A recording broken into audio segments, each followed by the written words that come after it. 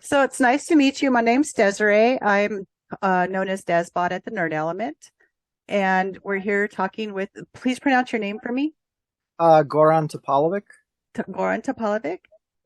And you are the co-founder of Subway Cinema, or one of the founding members of Subway Cinema, and you're hosting a Korean film festival in New York City, correct? Yeah, so I'm one of the co-founders of Subway Cinema, which is a nonprofit film programming organization that's been dedicated to bringing wider attention to East Asian films in the US, and we've been around since 1999. We also used to run the New York Asian Film Festival for about 17 years. And these days, our focus is more on kind of repertory classic film programming, which brings us to the 1960s Korean cinema retrospective, which we call Korean Cinema's Golden Decade. And this is a joint presentation between us and Film at Lincoln Center. And we also have our curatorial partners, Korean Film Archive. So I work with Eric Che from the Korean Film Archive on selecting the films. And Korean Film Archive has also done, a lot of work in preparing the screening materials and also clearing all the rights, which can be quite complicated for these older movies. So the cinema festival is called, excuse me, I have to look at my notes. The Golden Decade. So the Correct. 1960s is considered the golden decade of Korean cinema. Yes. When you were curating the films, how did you choose, like what factors were going into it? For example, The Housemaid is Mhm. considered a classic. So, one would expect to see that on Right. the list. But the other films, a little more obscure. Day Off, I realized, has just come out. Basically, it was missing, and now they found it. Right. I took a look at that last night. It was a beautiful film. So, Took a how did you pull. go about choosing all the different genres and the films in It there? was it was really difficult to make some of these choices, right? Because a lot of the curation is what not to show. Um, and we really had a lot to choose from. So Eric and I, we had a hard time. We had all these conversations, and sometimes like we like the movie, but we don't think it's going to work, or maybe we already have for contemporary audience, or maybe we already have too many films in this particular genre. One of our guiding principles was we wanted to be able to show the kind of the full spectrum and the range of the different types of films that were being made in the 1960s, right? So we wanted to have that balance between a kind of more art house experimental films such as Aimless Bullet and Empty Dream, but then also have war movies and animation and giant monster films and melodramas and historic epics, right? So we wanted to uh, have something for everybody, right? So Um, and Sorry. initially we were going to do 20 films, but we kind of pushed it into like, okay, well, now we have 24 total. So we had thankfully we had enough room to squeeze it all in. Yeah. For the space monster, and I know I'm going to say it wrong, so if you don't mind saying it for me. Um, Oh, I don't get it right either. I always oh, get okay. Wang. I think it's Wang Mi. Wong Wong Mei, Space yes. Monster Wang Mi. Yeah. So I know that one is also a recently refound movie. Like Yongari has been around for a long time, and Yeah. there are other Yeah. ways to see it. But for example, you found that one, A Day Off. Um, how difficult was it to get prints of these films that were more obscure? So this is where our cooperation with Korean Film Archive uh, came in, right? So this series would not have happened without their help, right? So essentially, Korean Film Archive has been doing this work for many years, where they have been seeking out, to find films that were considered missing, as well as doing the work on restoring, the existing classic movies and, doing at the very least digitizing them and remastering them, right? So all the screening materials, majority of them really are coming from the Korean Film Archive, and they have also worked on clearing the rights for all the films, and reaching out to the copyright holders in Korea, and which is also challenging when it comes to these older films, right? Because it's not always easy to establish who has the chain of ownership,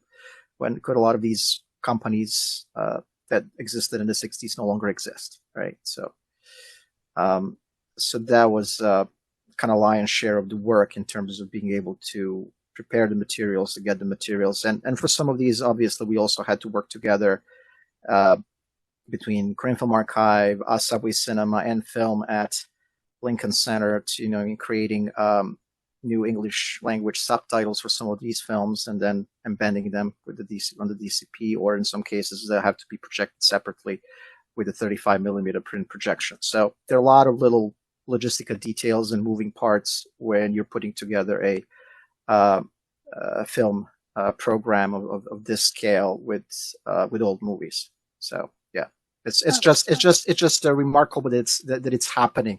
I couldn't believe it. It's like, wow, we're able to get all this together. So now we just need the audience to show up, right? So right.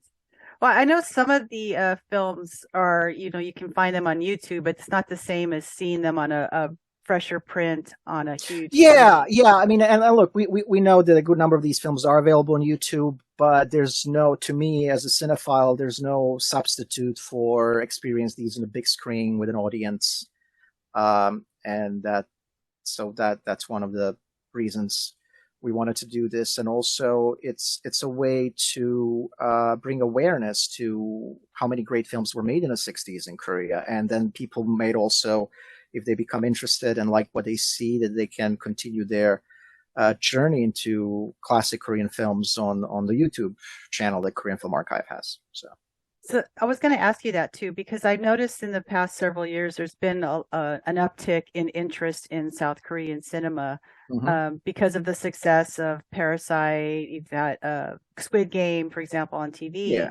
Yeah. But then Bong Joon-ho, who broke through earlier with The Host, started to get him noticed here, and then Snowpiercer, etc. Yep. So is that accurate, or is there something else that you see that has sparked this interest in the US into seeing more Korean cinema?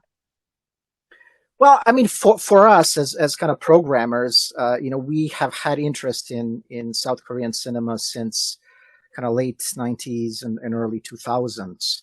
And that's when the new Korean cinema started, and when Bong Joon-ho and Park Chan-wook and Kim Ji-won and other filmmakers have became known in the international film festival circuit, right? Mm-hmm. So to us, I mean, back in 2001, we actually organized the New York Korean Film Festival, and we had Kim Ji-won as a guest. We showed the Foul King, and we showed the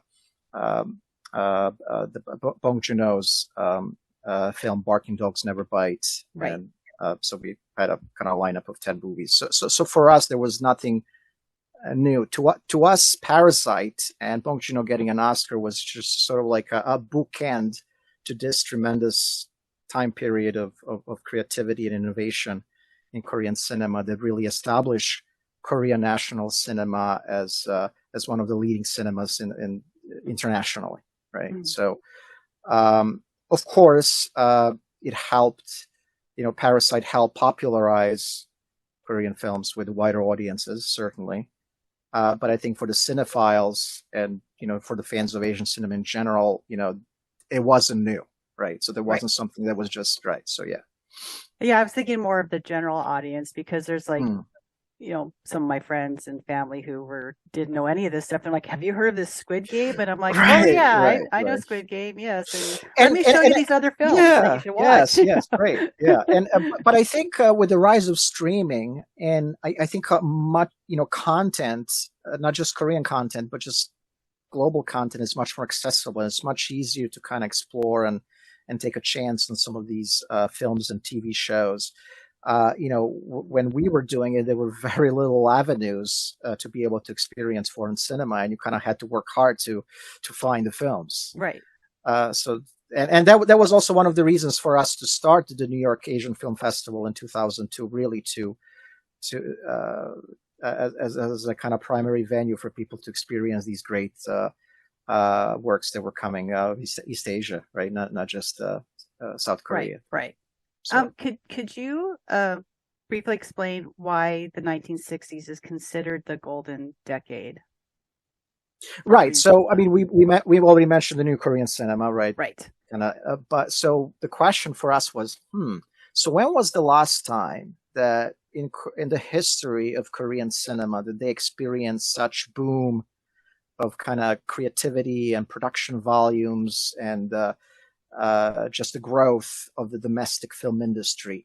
And that turned out to be the 1960s. And it's quite remarkable when you think about it, right? The Korean War ended in 1953, and yet they are in the 60s, and they're already producing on average like 100 movies per year, and all kinds of genres. And it was really like a combination of kind of the government policy, especially I think from 1961, like the government really started to control almost every aspect Mhm. of production and distribution. So there was a lot of protectionist policies as well.